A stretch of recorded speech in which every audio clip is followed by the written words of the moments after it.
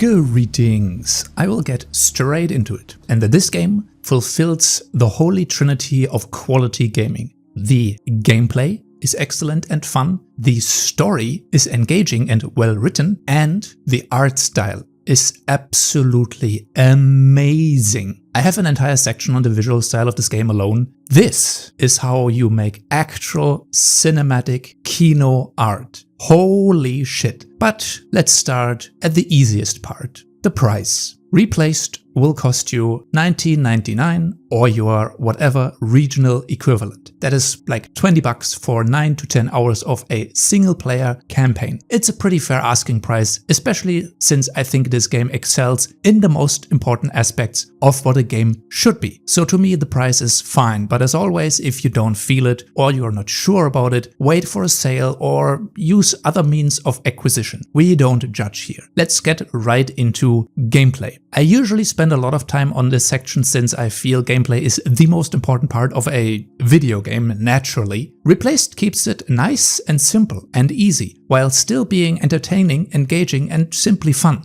It's a foreign concept to certain developers. So this section might be uncharacteristically short. The game does very much with very little. I'm actually impressed they managed to make the occasional combat encounters so fun. A lot of it comes down to the animations, the feel and the movement of the character. You kind of do feel and come across like an insane super soldier, especially when the combos click and you effortlessly take out 10 goons without even getting hit once. Basically, this game is mostly a parkour jump and run 2D half 3D platformer game with combat encounters, which happen on a 2D plane of course, with a 3D background. You have a baton that can transform into a gun. It's just part of the retro-futuristic tech in this game. Yes, this game takes place in a future past version of reality. So your baton is the primary weapon. This means the game is kind of a 2D melee brawler for 99% of the time. Your gun is a means to execute almost any enemy in one shot from range, or alternatively, you get one of the sick finishing animations when you're closer to one of the enemies. The gun's battery life and power is limited, as you basically jury-rig the thing to work. So lore-wise, you can't just shoot it all the time or it would literally blow up or it would expand the battery life. You essentially charge the gun through kinetic force in combat by hitting people, and then you use the finisher to get rid of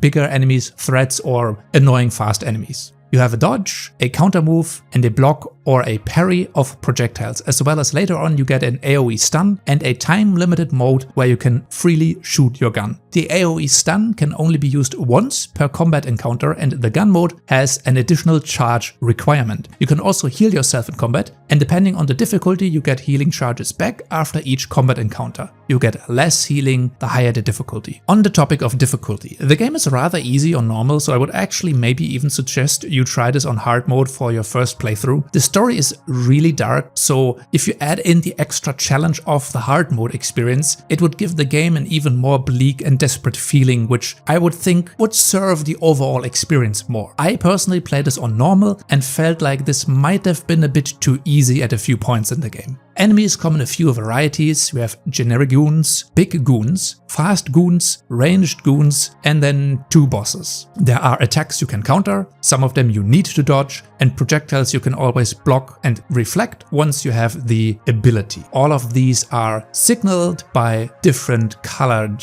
effects. It's essentially kind of a similar version to the Arkham Knight combat system. In addition, the game offers you small side quests and exploration in order to upgrade your abilities, your health, your healing, so on and so forth. The other big aspect of the game is an extensive parkour jump and run system. You get everything you expect here. You have a grappling hook for specific sections in the wall, you have a double jump over these air vents, you can move certain objects into place, you can cling, climb and long jump and run of course. The most impressive aspect of this game are the vistas that you will climb. I love the fact that the camera often deliberately zooms out in these sections, letting you enjoy the environment and art style while you climb something. It's not really difficult, in terms of missing platforms or having to hit specific buttons at the right time. These are kind of just soft puzzles. Sometimes you need to find a lever, or you need to find the correct way forward, or you need to find an object to drop down. There's nothing that's too difficult here. And sometimes you just get to enjoy the view. Every now and then there are stealth sections or chase sections where you need to evade or flee a specific set piece or an enemy that you can't kill normally. It's basic stuff. And that is the long and short of it. The game does a lot of good things with a very basic set of gameplay features. It's very admirable how they managed to do that. Now, right onto the story. Without spilling too much, you are an AI that ends up in the body of your programmer or your creator, for a better word, through a very unfortunate accident. This AI, however, is not evil, but instead you are essentially the protagonist. You're capable of learning from humans, though it turns out that might not have been your creator's intention, or rather you are supposed to be the thing that you turn out to be. And later on in the game there are some revelations about the true nature of your identity as the AI construct that I'm obviously not spoiling here. The game takes place in a sort of retro-futuristic cyberpunk. I've seen posters talking about late 90s, or at least a lot of the information, the signs in the game have like 1980, 1990 stuff on them. So we are kind of close to the 2000s. So it's an alternate future-past version of history. There is a main city hub, and then the poor outskirts beyond the wall. Basic kind of dystopian stuff. You as the AI search for so-called valid donors for body parts, and as you might expect, these donors end up not being willing participants in these transplantation experiments. Literally, the higher class can just waste a liver or some other organ and then have it replaced by cutting some poor schmuck up open, and then the plundered humans are just thrown beyond the wall as waste. Essentially a pretty dark future. In general, the game is pretty grim, not just the setting, but some of the characters and their actions. There's also a particular betrayal in the game that is pretty dark. That's just all I will say about that. And of course, you are being an infamous AI stuck in a human body, running around in the human outsider colony that you are partially responsible for existing. It's, you know, a pretty ironic thing. You basically end up helping the people you fucked up over in the first place. All the while, nobody really has a clue that you're not actually fully human. They just think you're maybe kind of autistic or something. You end up making friends along the lines and so on and so forth, and it all ends up like you can already expect it will. That meaning it doesn't actually end too well for us. And of course the corpos want their valuable AI back. You would think they would. And there's a little twist in there too, and I will leave that unspoiled as well. And naturally it's not going to end well for the human settlement and for the human that you are controlling as well. And then there's also the question of what happened, you know, to the mind of the original body that you have essentially replaced. Get it?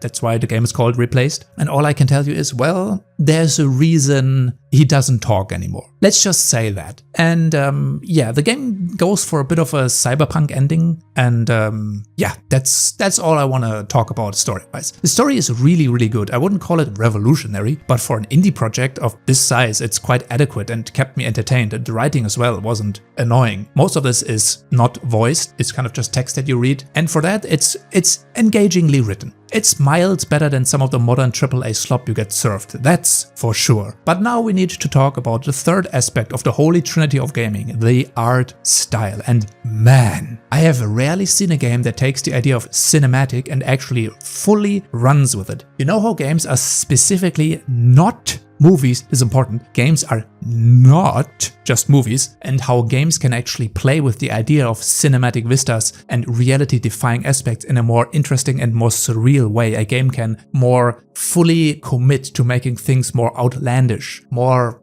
let's say, unrealistic, and more, you know, cool. It's just the rule of cool, that's just sheer style. Style, style, and style, you know? The thing that modern Unreal Engine slop titles don't get, you know, the shit-tier game studios, they have forgotten that not just making stuff realistic makes a game good. It's about style, visual representation. It needs to be on point. It doesn't matter that animations are super accurate, that you scan an actor into the game, that the lighting effects are interesting or exactly how they would be in real. All of that doesn't matter. It actually makes the game much more annoying, boring, and generic, especially if everything looks exactly the same type of realistic. You have these incredible wide shots in the game while you're playing. The extreme use of high contrast colors, intense light and shadows. It's very deliberate, a deliberate use of full, all-engulfing darkness. And yes, it's totally unrealistic. You have these insane light shafts and sun rays everywhere. But that's the point of a video game. You can and should make it larger than life, more impressive, less realism slop, more soul and more art. The rule of cool is what I would call some of the impressive shots in this game. The use of strong, vibrant primary lights and colors, the deliberate glowing masks or the eyes that the enemies have. They're totally unrealistic. The light shafts, the glow, the fog everywhere that makes the light shaft stand out even more, the incredible architecture and the scale of it, like the sheer scale, that is what's so impressive about the game. It's on a 2D plane with impressive 3D backgrounds where you get a real sense of how insignificantly small you are, how gigantic these buildings are. Your character is this pixelated minimalistic creature, and the 3D backgrounds are not insanely detailed, but they use colors, lights and strong contrasts to make this low poly style miles more impressive looking than any trash Unreal Engine 5 title I have seen to this day. Neon colors, unique building styles, almost this kind of Bioshock type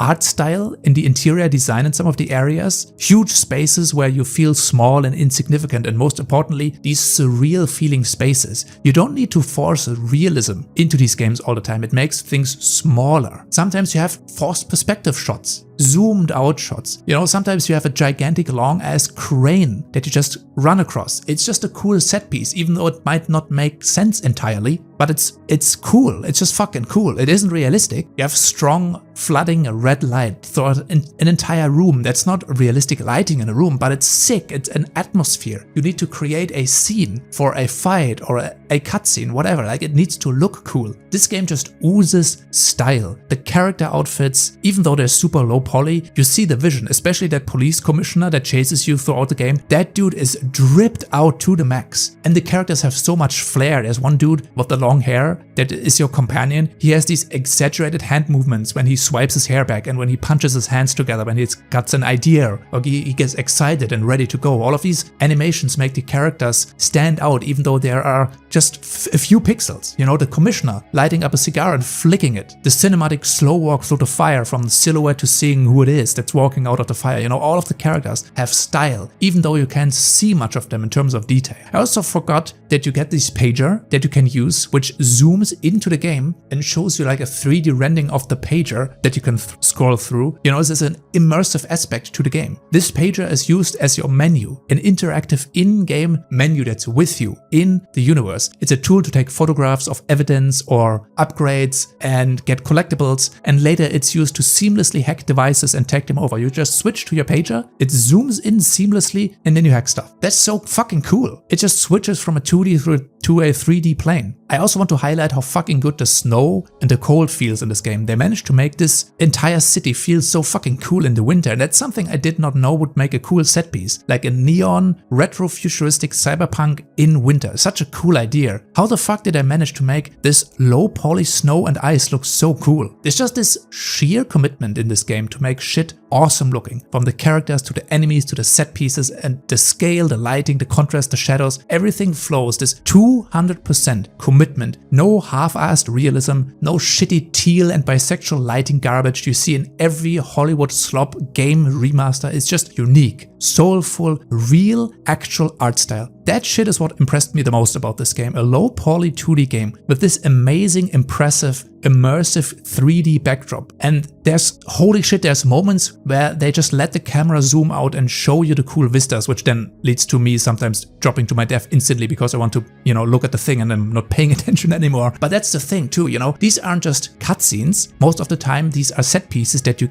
actually get to play. You get to actually play and climb the cinematic set piece. Yeah, this game's visual style is the #1 reason to play this game. It is so fucking cool. The year isn't over yet, but this game is one of the best this year so far. No shitty virtue signaling, no annoying character writing, no garbage realism slop. It's just pure commitment to the cause. Making some cool ass cyberpunk game with stylish combat and a dark and hopeless world and story. full send it. But I'm not done yet. The soundtrack has been playing in the background so far, and that is another highlight of the game. Cool ass retro wave music. Hell fucking yes. I can absolutely recommend you get the OST too. There are so many impressive tracks in there, which again help to underline the cinematic aspect of the game and the emotions during certain sections of the game, as well as drive the dynamic nature of the combat encounters. Yeah, what else is there to say in the end? This game really impressed me. You have to give it a try. Don't pass this one on. I think this is gonna stick with me, and now I kind of want more of this type of game. It really stands out in the art style department. I don't know what other game there is on the market that is quite like this one. Maybe I will find more. At least I would like to see more of